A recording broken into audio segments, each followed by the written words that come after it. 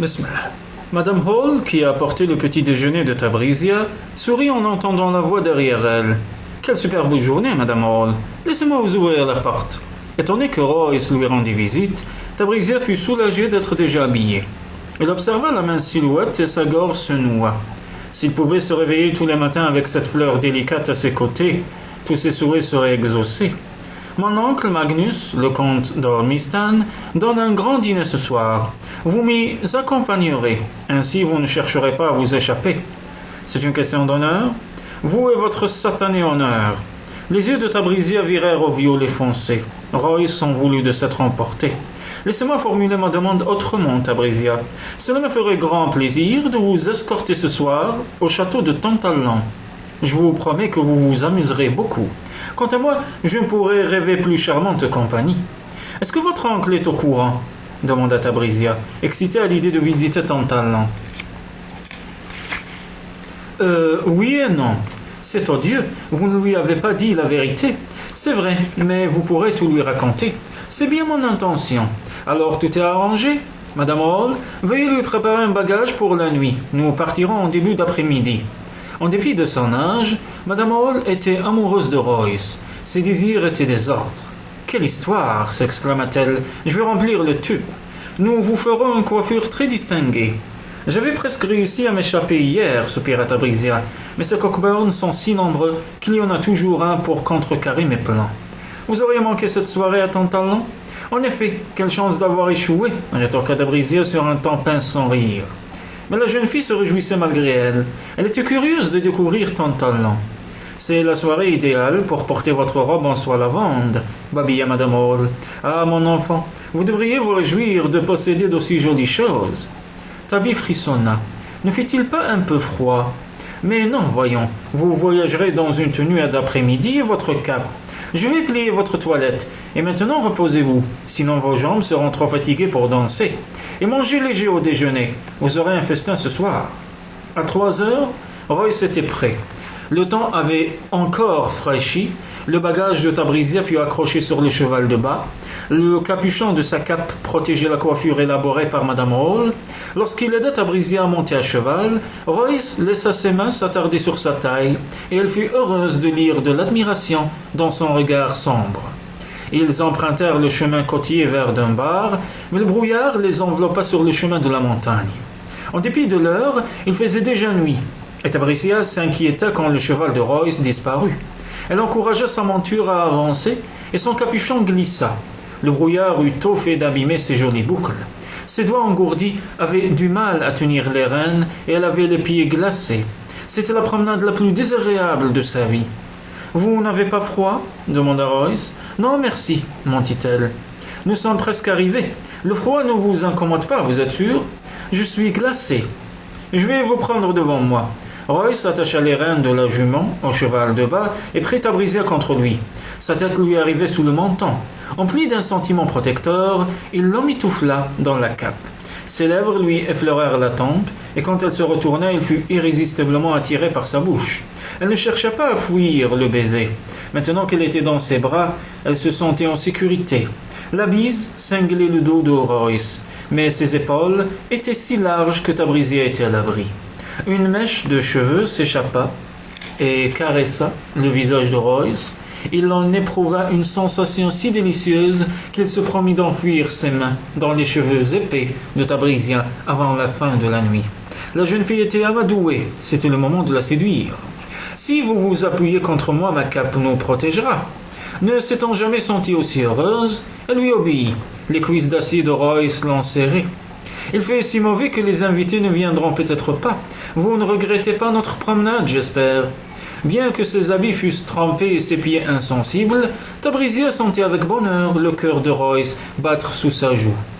Un homme les attendait à l'entrée de la cour et prit leurs chevaux. Royce aida Tabrisia à monter l'escalier extérieur, puis ouvrit la porte qui menait dans ses appartements privés. La pièce était accueillante. Les flammes du feu qui brûlaient dans l'âtre se reflétaient sur le cuir rouge des murs. Une table décorée de chandeliers était dressée pour 2 personnes. Il n'y a jamais eu de grand dîner prévu, n'est-ce pas?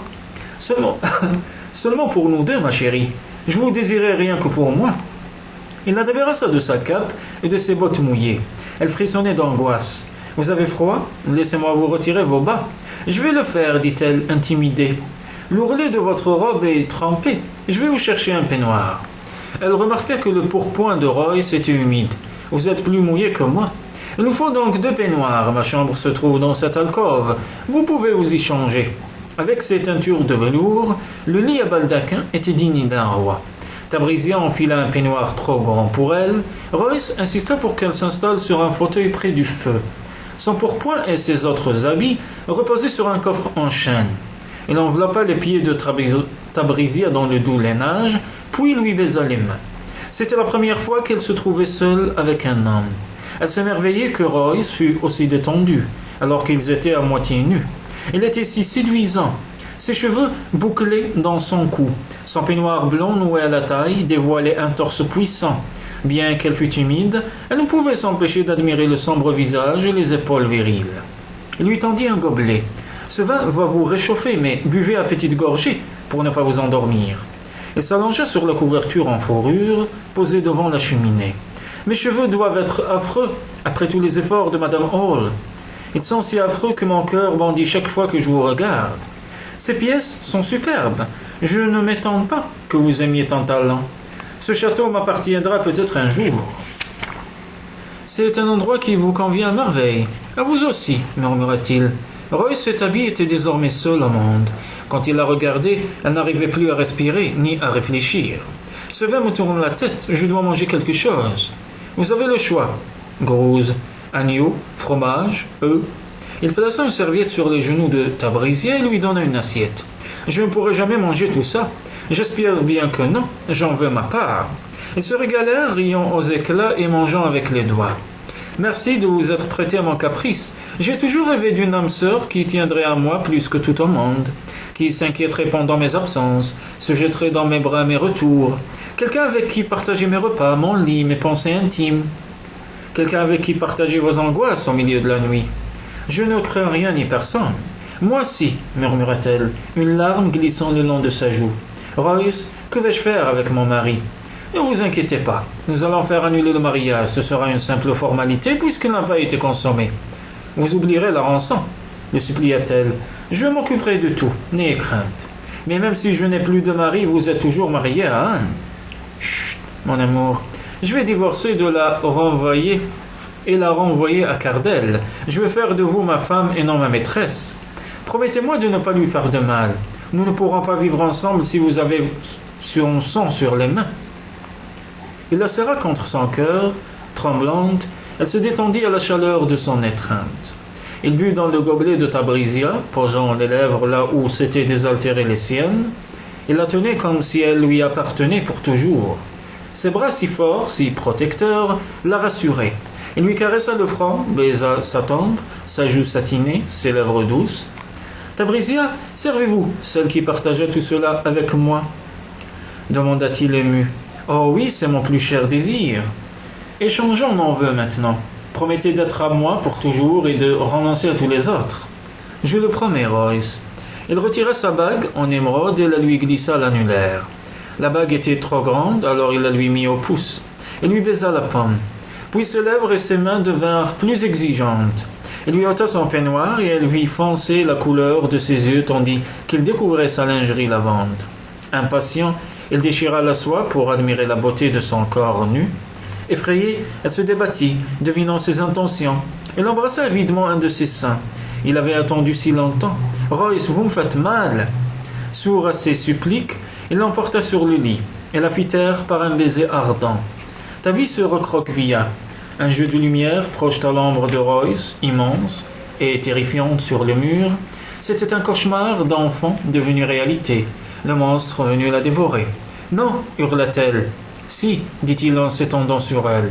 Elle se mit à crier et une nouvelle fois il l'embrassa pour étouffer ses cris. « Laissez-moi vous aimer, ma chérie, » murmura-t-il. « Non, vous allez me faire mal. Je vous en supplie, arrêtez. » Quand il la pénétra, elle se raidit et s'évanouit. Elle se retira aussitôt. Quand elle reprit conscience, elle vit le sang répandu sur sa cuisse et sur le drap. « Mon Dieu, dit-elle dans un sanglot, comment avez-vous pu abuser de moi ?»« Petite dinde, vous vous êtes évanouie de peur, répliqua-t-il d'un air exaspéré. Cette fois-ci, j'essaierai de ne pas vous faire mal. » Il lui baisa le cou, chercha à lui écarter les jambes. « Cessez de lutter, supplia-t-il. » Elle lui donna un coup de genou et s'enfuit du lit en pleurant, morte de honte. « Sapristi! Pourquoi avez-vous tout gâché? C'est bien d'une femme de faire toute une histoire de rien du tout. »« Rien du tout, voilà ce que je vaux pour vous » souffla-t-elle, la douleur lui poignardant le cœur. Elle boutonna sa robe et rejeta les épaules en arrière, les joues empourprées par la colère. « Au moins, j'ai la satisfaction de savoir que cela vous a coûté 20 000 pièces d'or. Vous n'obtiendrez jamais la rançon après ce que vous avez fait. » Il éclata de rire. « L'or m'appartient déjà. On l'a embarqué à Leyte sous vos yeux. » Tabby chancela sous le cou. Elle lui rappela un fan qui l'avait un jour blessé à la chasse.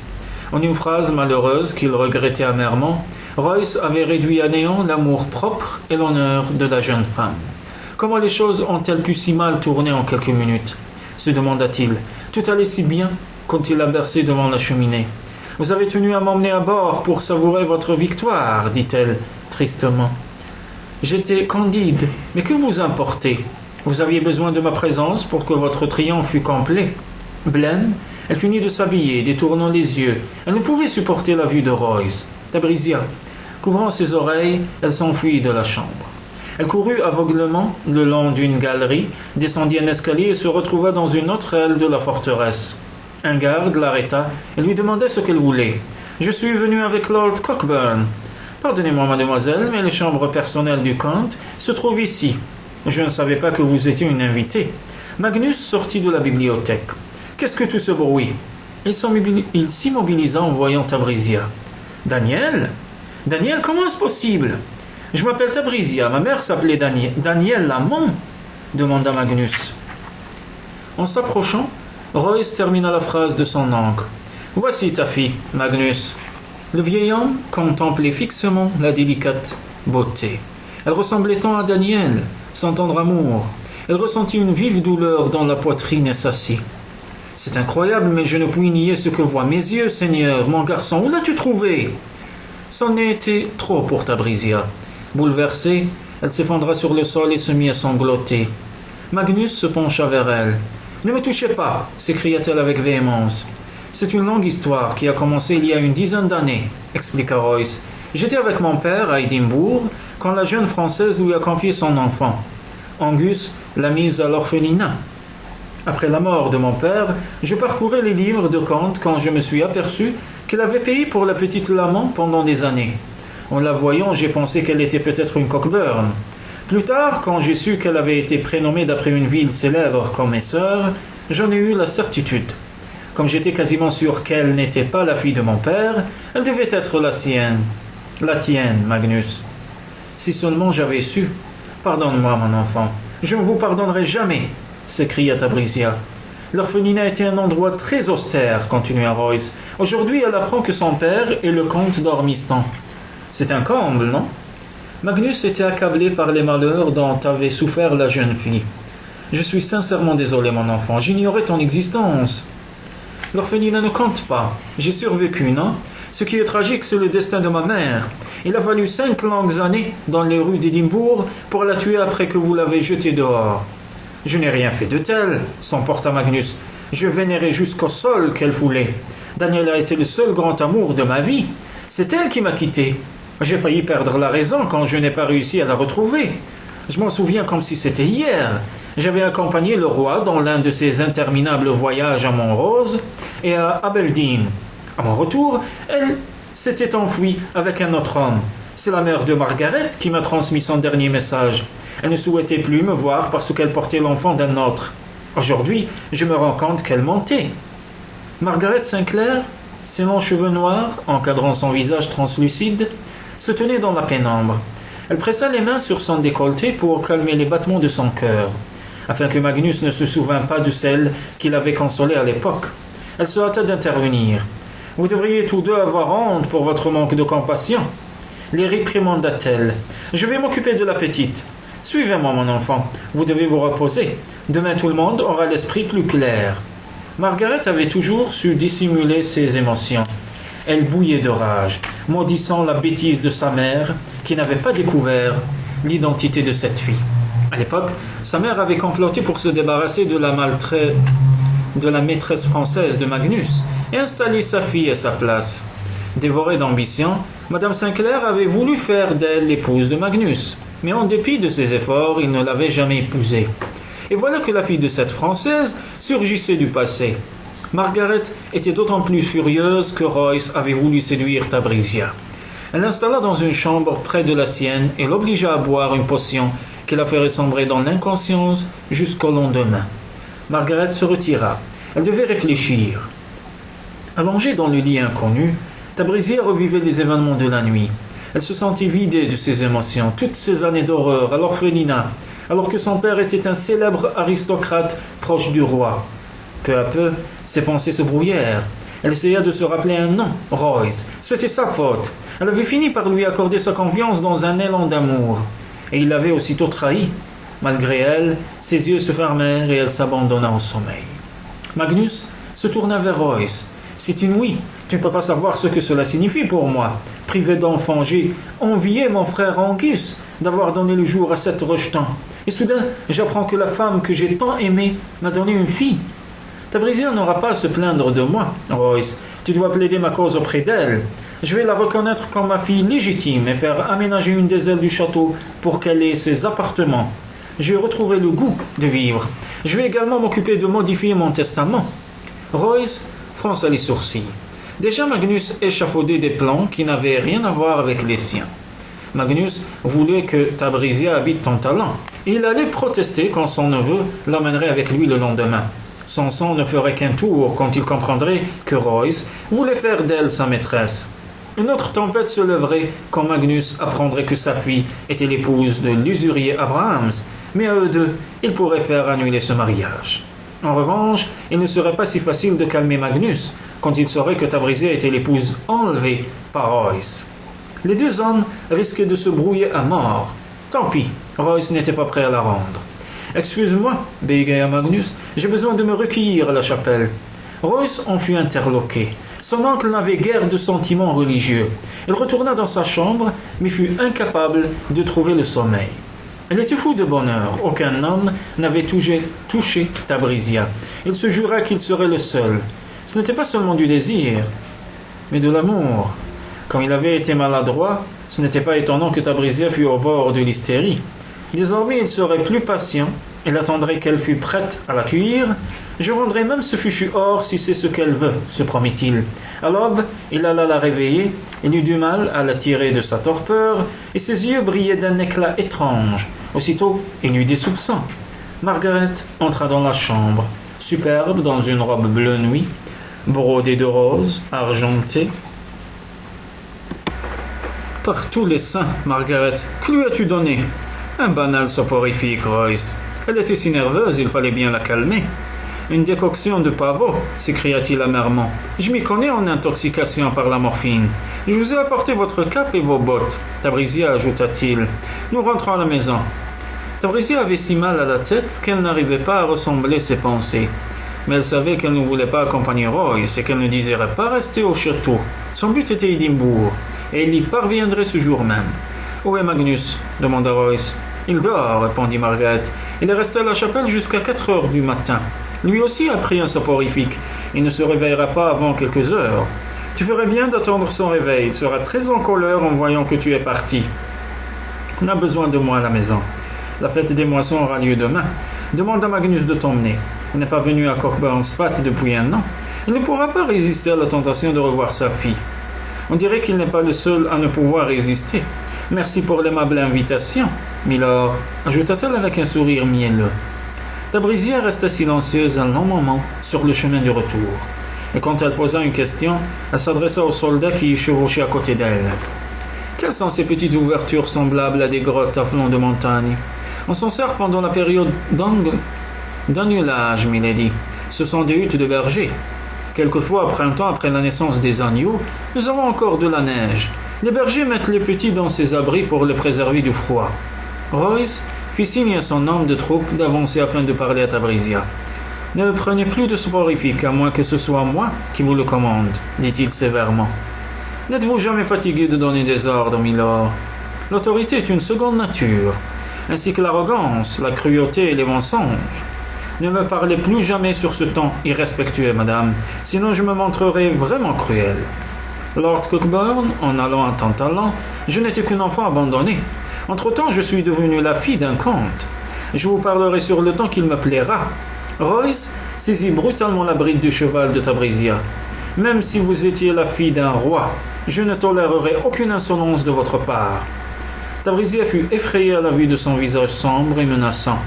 Elle jugea plus sage de ne pas le provoquer davantage. De toute façon, elle n'aurait plus longtemps à le supporter. J'ai été drogué la nuit dernière, j'ai très mal à la tête. J'accepte vos excuses. Royce la laissa marcher au pas devant lui. Lorsque Tabby se fut suffisamment éloigné, ses traits se détendirent, voilant la tendresse infinie qu'elle lui inspirait.